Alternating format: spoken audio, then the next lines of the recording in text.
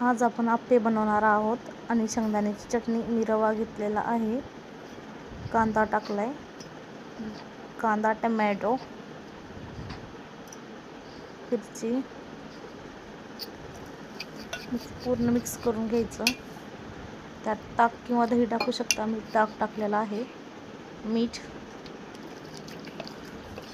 तुम्ही बघा बॅटर कसं झालंय. मी दुसऱ्या गॅसवर तडका देण्यासाठी ठेवलेला आहे. त्यात तेल, मोहरी, मिरची टाकली. शेंगदाण्याच्या चटणीला तडका दिलेला आहे. शेंगदाणे भिजू घालून शेंगदाण्याची चटणी बनवली होती. दुसरीकडे मी आप्याचा तवा ठेवला होता, ते गरम झालंय. त्यात तेल घालून घेतलं, ते पूर्ण हलवून मिक्स केलं. त्यात बॅटर टाकलं.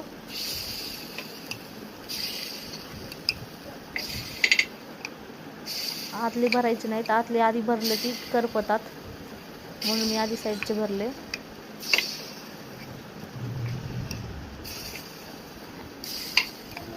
नंतर आतमधले भरले.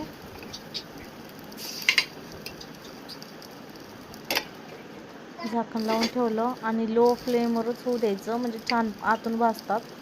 त्यात तेल टाकलं म्हणजे करपणार नाही, म्हणजे चिटकणार नाहीत आणि करपणार बी नाहीत. आतले आधी पलटायचे, कारण की आत गॅसची पॉवर जास्त असते, गॅस जास्तीचा लागतो आताच. साईडची पलटले, पाहू शकता तुम्ही.